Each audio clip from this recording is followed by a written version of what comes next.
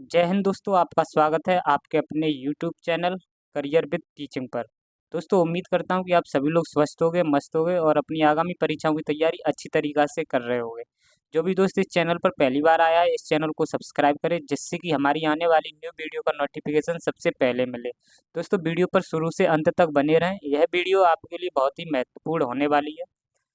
दोस्तों इससे पहले अगर हम बात करते हैं, इससे पहले वाले लेक्चर में हमने आपको पढ़ा दिया था, हमने स्टार्ट किया था भारतीय नदी तंत्र के बारे में, जो कि दोस्तों भारतीय नदी तंत्र को दो भागों में बांटा गया था। और पहली जो नदी दोस्तों थी वो आपकी हिमालय नदी थी, हिमालय से निकलने वाली नदी थी, यानी कि हिमालय की नदियाँ थीं।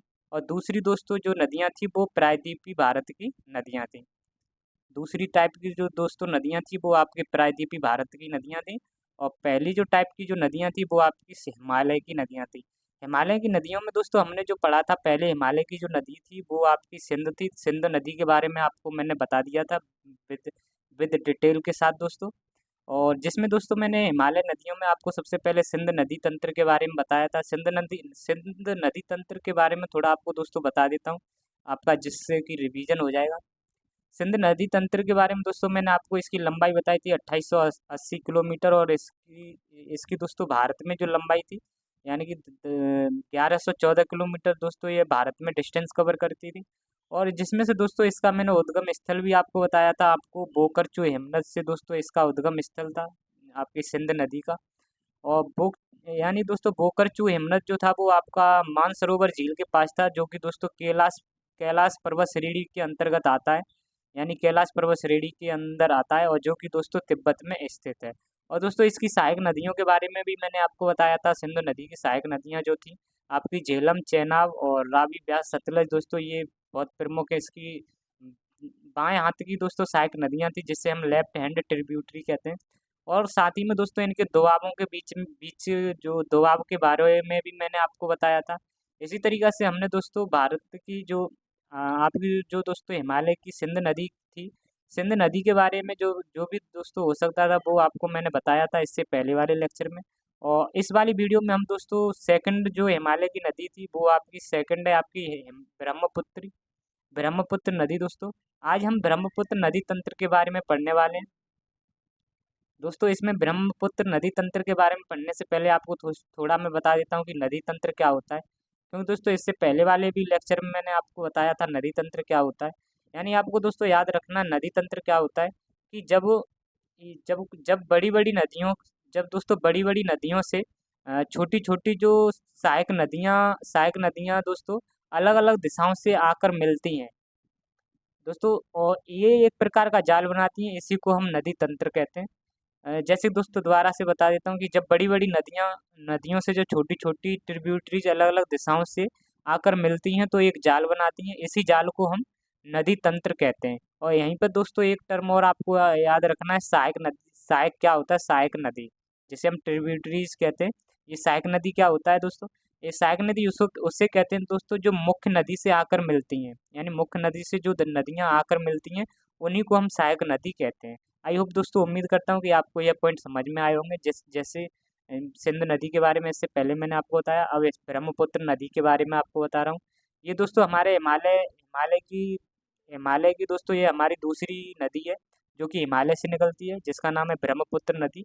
अगर हम दोस्तों इसके डिटेल की बात करते हैं तो इसका जो दोस्तों लंबाई है इसकी ब्रह्मपुत्र नदी की 2900 किलोमीटर इसकी लंबाई है दोस्तों, जो कि ये आप इसकी कुल लंबाई है।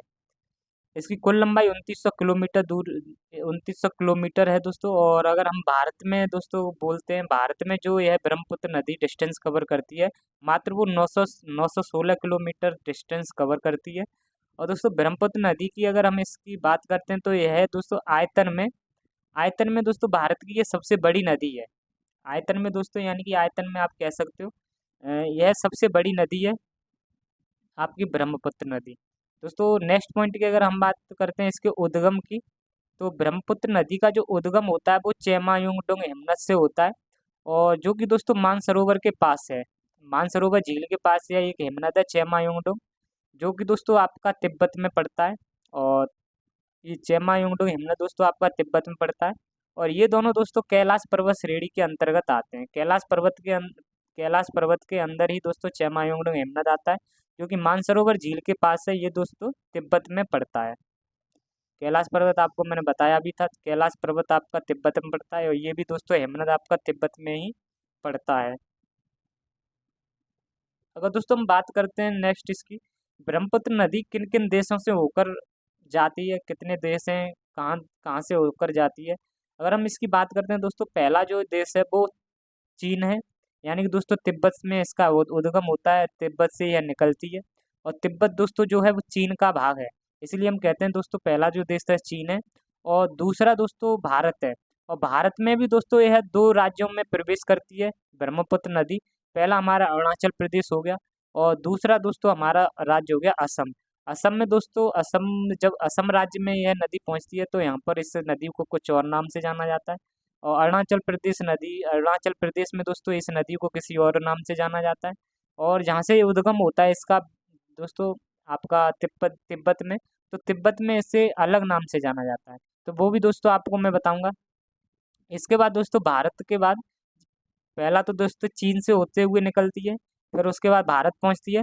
और भारत के बाद दोस्तों यह बांग्लादेश में प्रवेश करती है। बांग्लादेश में दोस्तों जाने के बाद यह गंगा नदी से जॉइंट होने के बाद गंगा नदी से मिलती है, और वहाँ पर दोस्तों यह सुंदरबन का डेल्टा बनाती है। उसी डेल्टा के बारे में भी मैं आपको बताऊंगा दोस्तों। यहाँ पर आप देख सकते हो, यहाँ पर दोस्तों ये मानसरोवर हमारी झील है, और जो कि दोस्तों चेमायोंगडोंग हेमनद के पास है। और ये दोस्तों ये कैलाश पर्वत के अंतर्गत आते हैं, कैलाश पर्वत के अंदर ही आते हैं, और जो कि दोस्तों तिब्बत में स्थित है। और यहाँ से दोस्तों ये ब्रह्मपुत्र नदी जब निकलती है, निकलने के बाद दोस्तों ये भारत में, यानी कि भारत के अरुणाचल प्रदेश राज्य में इंटर होती है। इंटर होने के बाद दोस्तों ये फिर आपकी ब्रह्मपुत्र नदी असम से होती है, असम में आती है। असम के बाद दोस्तों ये आपकी आपकी बांग्लादेश में इंटर होके दोस्तों बांग्लादेश में इंटर हो जाती है। और बांग्लादेश में इंटर होने के बाद दोस्तों यह गंगा नदी के साथ मिलकर बंगाल की खाड़ी में डेल्टा बना देती है, जिसे हम बोलते हैं सुंदरबन का डेल्टा। अगर हम दोस्तों इसकी बात करते हैं ब्रह्मपुत्र नदी की, तो इसके अलग अलग कुछ स्थानों पर अलग अलग नाम है।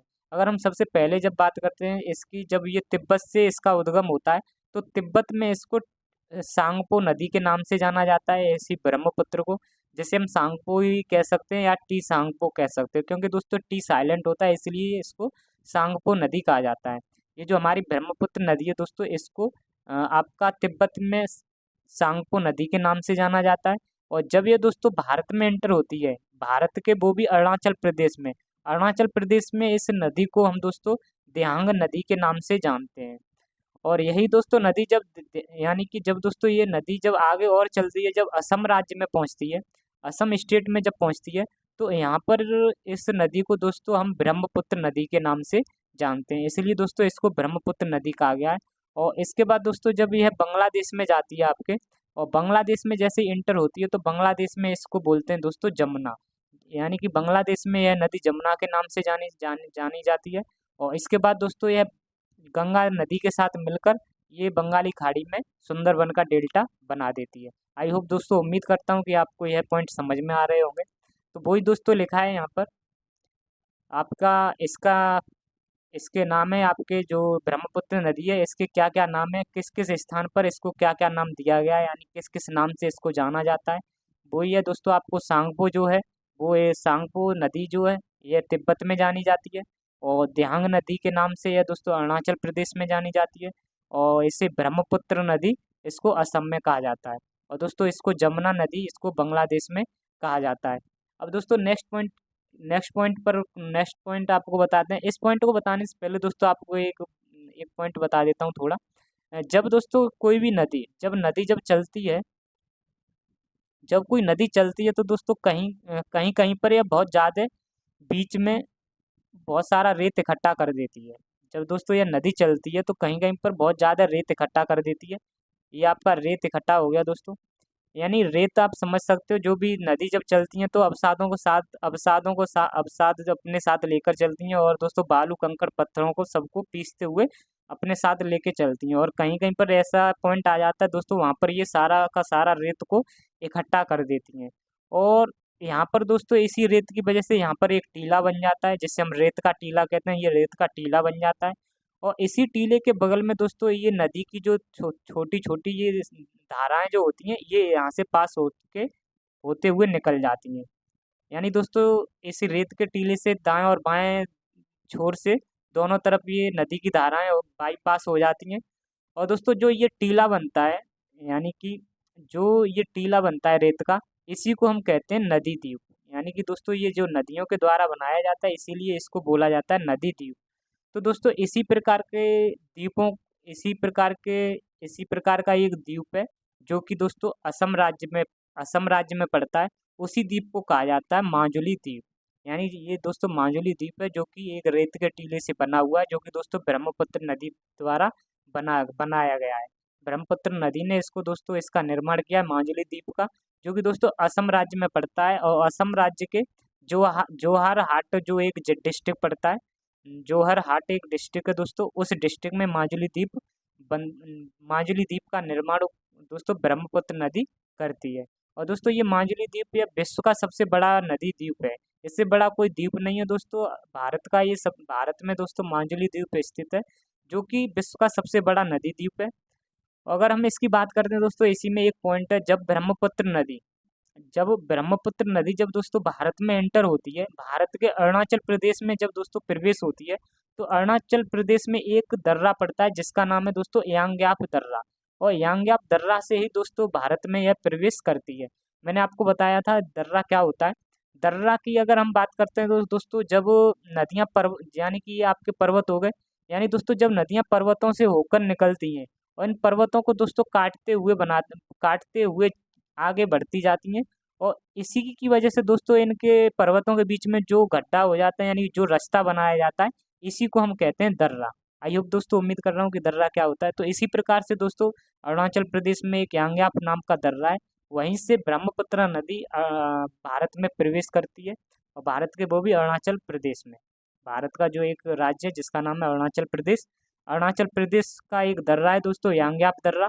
और उसे वहीं से दोस्तों ब्रह्मपुत्र नदी भारत में प्रवेश करती है। आई होप दोस्तों, उम्मीद करता हूँ कि यह पॉइंट आपको समझ में आया होगा। अगर हम दोस्तों ब्रह्मपुत्र नदी की अगर हम कुछ सहायक नदियों के बारे में बात करते हैं, मैंने आपको बताया था सहायक नदी क्या होती हैं। जब दोस्तों मुख्य नदी, यार ये वाली मुख्य नदी है, और मुख्य नदी के आसपास दोस्तों जो नदियाँ होती हैं वो आकर इस मुख्य नदी से मिल जाती हैं। इसी को हम दोस्तों सहायक नदी कहते हैं। यानी दोस्तों जो मुख्य नदी में आसपास की नदियाँ मिल जाती हों, उसे ही हम सहायक नदी कहते हैं। तो दोस्तों इसीलिए ब्रह्मपुत्र नदी की कुछ सहायक नदियाँ हैं, जिसमें दोस्तों कुछ दाएं हाथ की यानी कि राइट हैंड की कुछ ट्रिब्यूटरीज हैं, यानी कि दाएं हाथ की सहायक नदियाँ भी हैं, और कुछ दोस्तों लेफ्ट हैंड की सहायक नदियाँ हैं।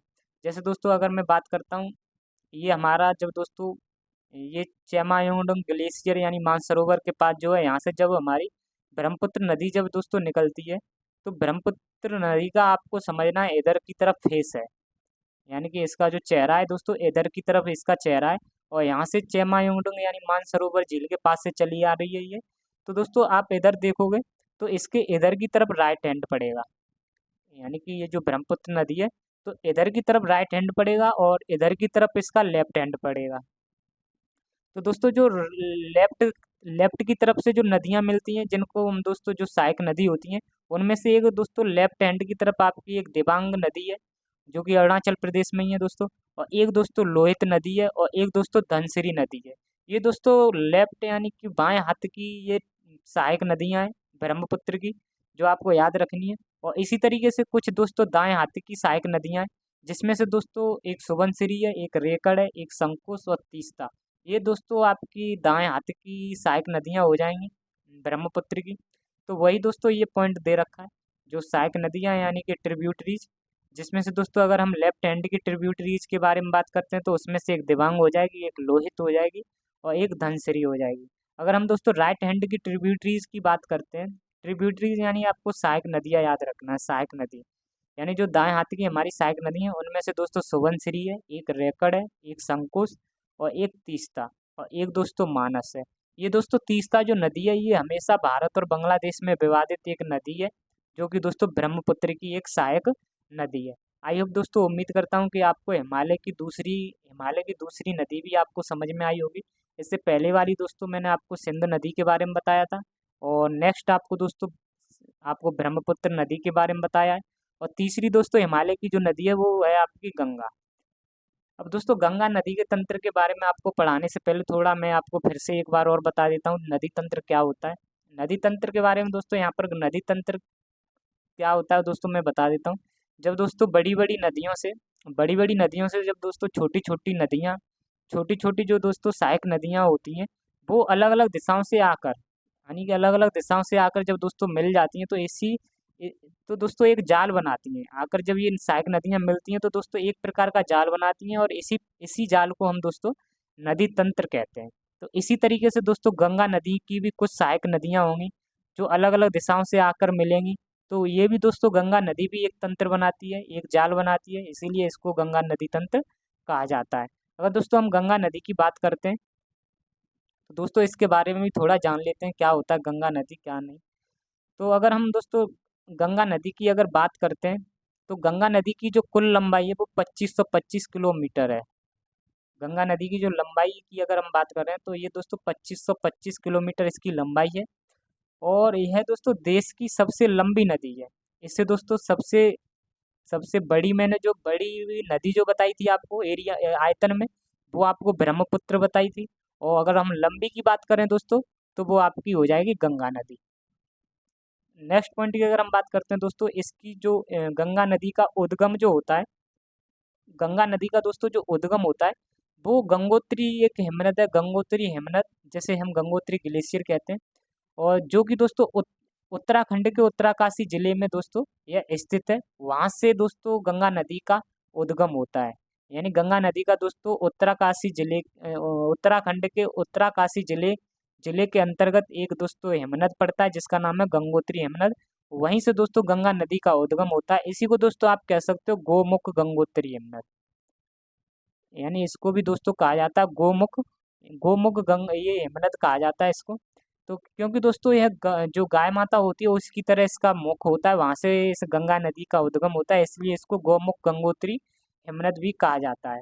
और यह दोस्तों गंगा जो नदी है गंगा नदी की अगर हम बात करते हैं तो यह दोस्तों गंगा नदी का दोस्तों जल ग्रहण सबसे बड़ा है। जो गंगा नदी का दोस्तों जल ग्रहण क्षेत्र है वो सबसे बड़ा है।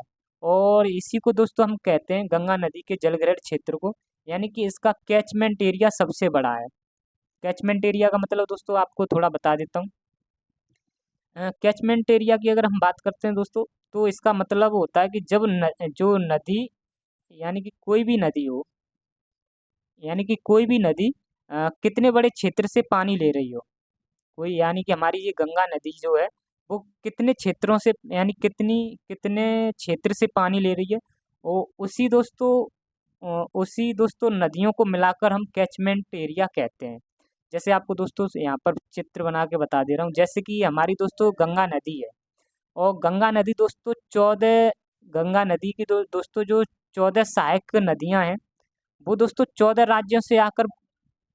राज्यों से दोस्तों इसकी सहायक नदियाँ अपना अपना पानी लेकर आती हैं। यानी कि इसकी जो गंगा नदी की सहायक नदियाँ हैं दोस्तों 14 राज्यों से अपना अपना पानी लेकर आकर दोस्तों इस गंगा नदी में मिल जाता है। ये दोस्तों गंगा नदी में ये पानी मिल जाता है गंगा नदी में ये अपना अपना सब पानी इसमें गिरा देती हैं। तो इस तरीके से दोस्तों ये इसका जो गंगा नदी का जो जल ग्रहण जो क्षेत्र है ये दोस्तों सबसे बड़ा है। इसी इसी को हम दोस्तों का कहते हैं कि इसका कैचमेंट एरिया सबसे बड़ा है। आई होप दोस्तों उम्मीद करता हूँ कि आपको ये समझ में आया होगा। यानी कि दोस्तों आप कह सकते हो कि कोई भी नदी कितने बड़े क्षेत्र से पानी ले रही हो और वह उसका कैचमेंट एरिया होता है। यानी कि कैचमेंट का मतलब होता है आपके पास दोस्तों नदियों को यानी कि आप इन सभी नदियों को मिलाकर ये दोस्तों एक कैचमेंट एरिया बनाती हैं। ये सभी नदियाँ मिलाकर गंगा यानी कि ये सभी जितनी भी नदियाँ दोस्तों ये सभी मिलकर आपस में एक कैचमेंट एरिया बनाती हैं।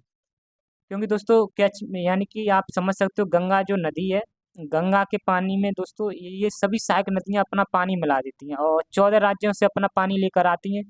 तो इसी तरीके से दोस्तों इसका जो अलग अलग राज्यों से इतना सारा पानी लेकर आ रही हैं तो इसलिए दोस्तों यह सबसे बड़ी गंगा नदी का यह जल ग्रहण क्षेत्र कहलाता है। गंगा में जो पानी आता है दोस्तों वो 14 राज्यों से आता है। और जहाँ जहाँ से गंगा नदी पानी लेती है वह दोस्तों बहुत बड़ा है।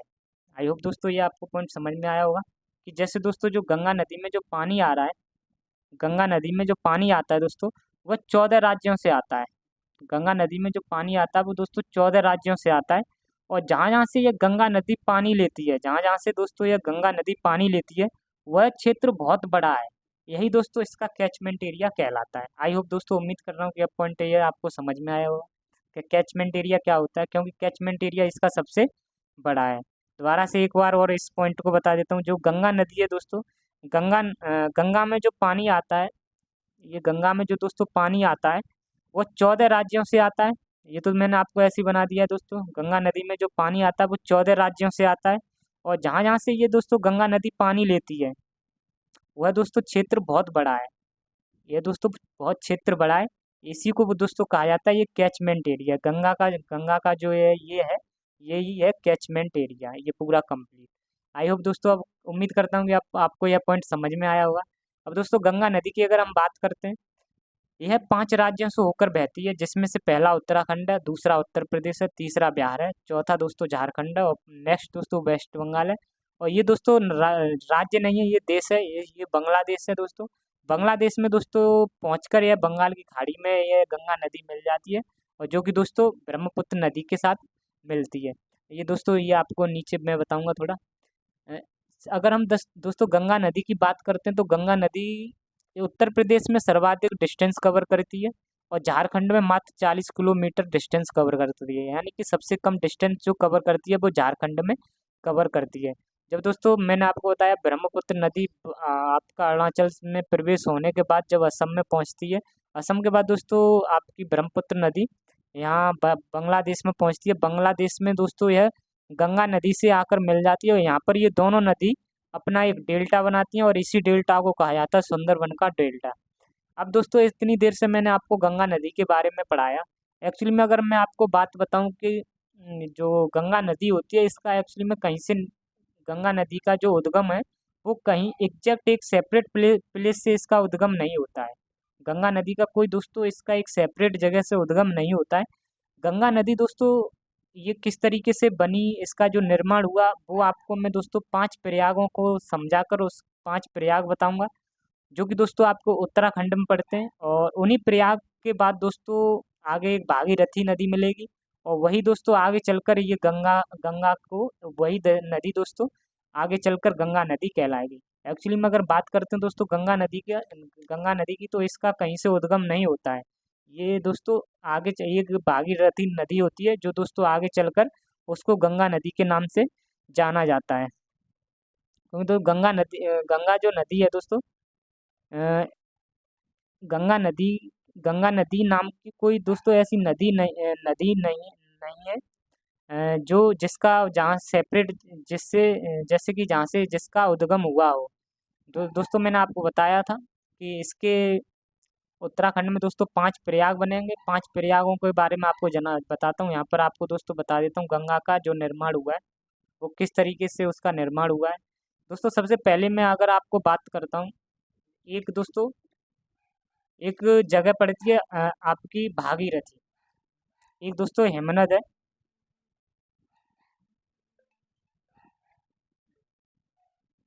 एक दोस्तों हेमनद है आपका जिसका नाम है भागीरथ। भागीरथ हेमनद है दोस्तों, और इसी के साथ एक और हेमनद है जिसका नाम है आपका सतोपंथ। ये दोस्तों सतोपंथ और ये भागीरथ हेमनद जो आपके पढ़ते हैं, और जो दोस्तों दोनों आप यहीं पर एक साथ दोस्तों दो हेमनद पढ़ते हैं। और यहाँ से दोस्तों एक नदी निकलती है, एक नदी निकलती है जो दोस्तों बद्रीनाथ में उसको अलकनंदा के नाम से जाना गया है। यहाँ दोस्तों भागीरथी एक हिमनद है यानी ग्लेशियर है, एक संतोपंथ एक दोस्तों सतोपंथ एक ग्लेशियर है। यहाँ से दोस्तों 2 स्ट्रीम निकलती हैं जो बद्रीनाथ में आकर दोस्तों इस स्ट्रीम को हम अलकनंदा के नाम से जानते हैं। और यहीं से दोस्तों जब अलकनंदा रिवर जब निकलती है, यह दोस्तों मैं आपको ये बताना चाह रहा हूँ कि गंगा नदी का निर्माण किस तरीके से हुआ, गंगा नदी को हम कैसे जानते हैं। तो वो आपको यह पॉइंट समझने जरूरी है। आपको यह पॉइंट समझने तब आपको पता चलेगा कि गंगा नदी का एक्चुअली में यानी वास्तव में किस तरीके से निर्माण हुआ। तो बद्री यानी कि दोस्तों दो ग्लेशियर हैं, जिसमें भागीरथ और एक संतोपत, एक सतोपंथ, दो ग्लेशियर हैं। वहाँ से दोस्तों दो स्ट्रीम निकलती हैं, और यही ये स्ट्रीम आगे चलकर दोस्तों बद्रीनाथ में इनको अलकनंदा के नाम से जाना जाता है। अगर हम दोस्तों अलकनंदा की जब बात करते हैं, जब अलकनंदा आगे यह नदी जाती है, तो उत्तराखंड में दोस्तों कुछ इसके साथ और नदियां मिलती हैं, और कुछ दोस्तों प्रयाग बनाती हैं।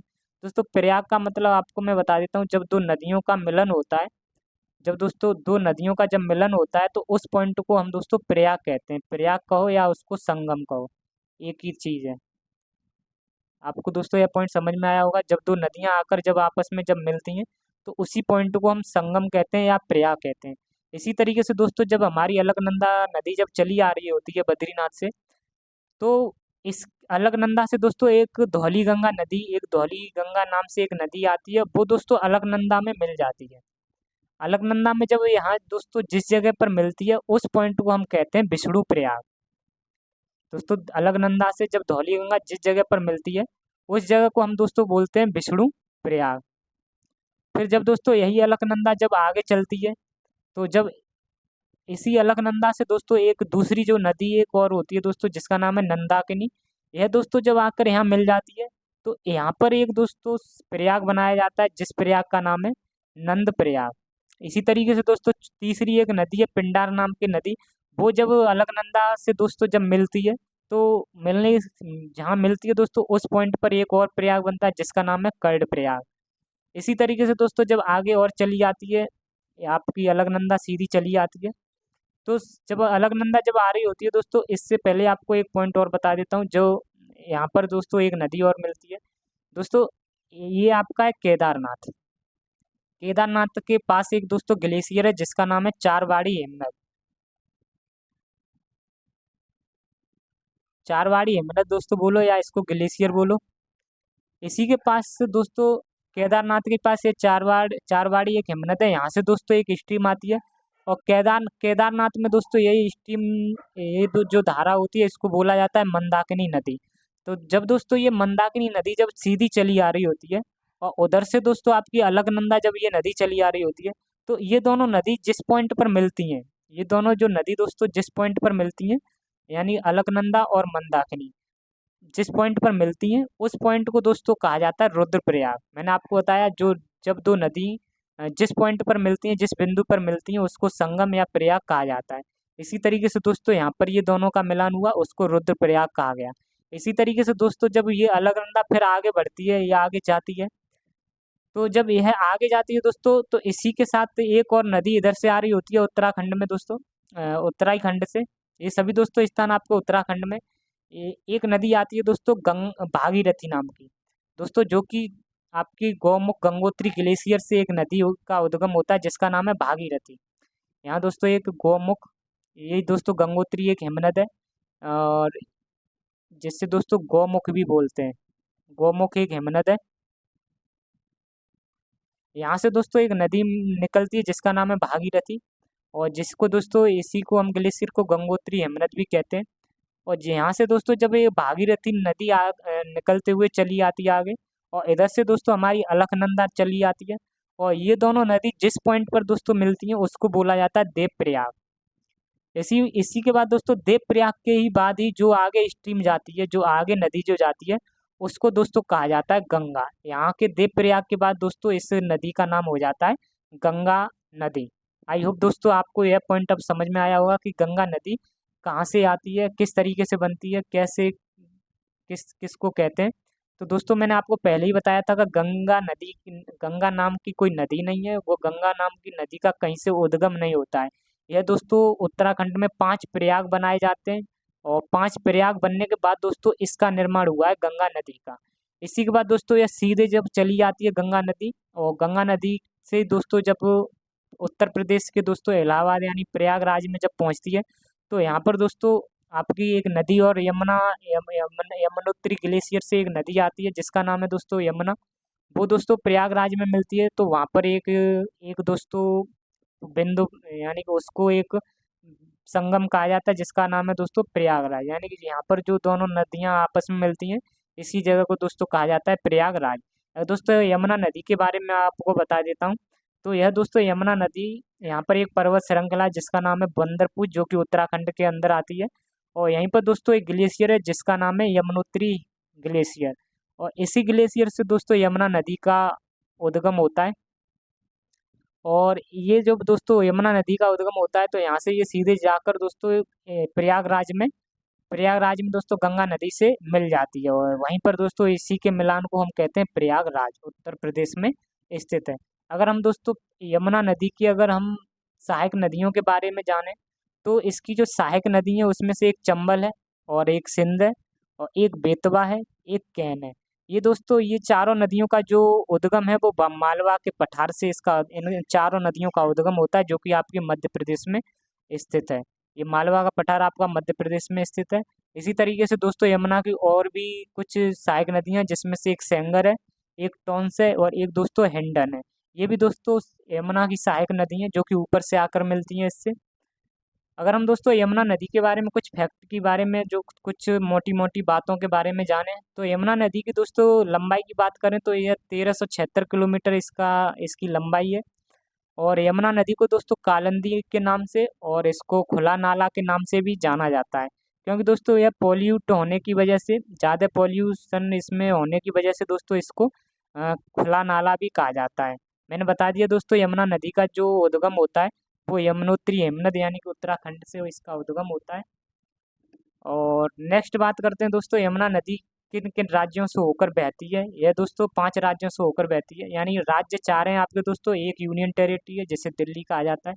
पहला राज्य दोस्तों उत्तराखंड है, दूसरा हिमाचल प्रदेश है, और तीसरा हरियाणा है, और चौथा दोस्तों आपका यूनियन टेरिटरी हो गया दिल्ली, और पांचवा उत्तर प्रदेश। इस तरीके से 4 राज्य और एक यूनियन टेरिटरी से यह दोस्तों यमुना नदी बहती है। और दोस्तों यमुना नदी की अगर हम बात करते हैं तो यह गंगा नदी की सबसे लंबी सहायक नदी है। गंगा नदी की ये सबसे लंबी सहायक नदी है दोस्तों यमुना। और यमुना नदी दोस्तों अगर हम शहर बताएं, शहर की बात करते हैं, तो इम्पोर्टेंट कौन कौन से शहर इसके तट पर स्थित हैं। पहला शहर तो दोस्तों दिल्ली है, और ये आपको यूनियन टेरिटरी कह सकते हैं इसको। दूसरा शहर दोस्तों मथुरा है, जो कि उत्तर प्रदेश का है। बाकी का ये आगरा भी उत्तर प्रदेश का है। और ये दोस्तों हमीरपुर और इटावा और प्रयागराज, ये सभी दोस्तों उत्तर प्रदेश के शहर हैं, जहाँ से दोस्तों यमुना नदी एक यमुनोत्री ग्लेशियर यानी उत्तराखंड से लेकर दोस्तों उत्तर प्रदेश में प्रयागराज में गंगा नदी से मिल जाती है, अपनी यहीं दम तोड़ देती है। नेक्स्ट अगर हम यमुना नदी की एक दोस्तों सहायक नदी है चंबल नदी। अगर हम इसकी बात करते हैं, चंबल नदी का उद्गम जो होता है दोस्तों जनापाव की पहाड़ी मध्य प्रदेश से इसका उद्गम होता है।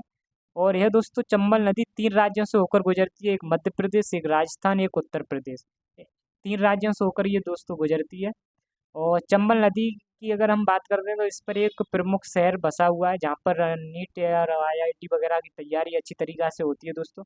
ये कोटा शहर है। कोटा शहर दोस्तों इसी के तट पर स्थित है। और चंबल नदी की दोस्तों अगर हम बात करते हैं तो इस यह सबसे ज़्यादा मृदा अपरदन करती है, यानी कि ये सबसे ज़्यादा मिट्टी काटती है। और मिट्टी काटने की वजह से दोस्तों इसने चंबल नदी ने बीहड़ों का निर्माण किया है। बीहड़ दोस्तों वो होते हैं जहाँ पर डाकू छिपा करते थे। वो दोस्तों नदी ये मिट्टियों को काट कर एक जगह इकट्ठी हो जाती है, गुफा टाइप की बना देती है, तो वही दोस्तों बीहड़ टाइप से हो जाते हैं। नेक्स्ट अगर हम बात करें दोस्तों, ये इसी की चंबल नदी की जो सहायक नदियाँ हैं वो आपकी काली सिंध है, एक पार्वती है, एक क्षिप्रा है, एक बनास नदी है। और दोस्तों क्षिप्रा नदी पर ही उज्जैन शहर बसा हुआ है। दोस्तों उम्मीद करता हूँ कि आपको यह वीडियो पसंद आई हो। वीडियो अगर पसंद आई हो तो वीडियो को लाइक करें एंड चैनल को शेयर करें। और आज के लिए इतना। जय हिंद, जय भारत, जय माँ सरस्वती।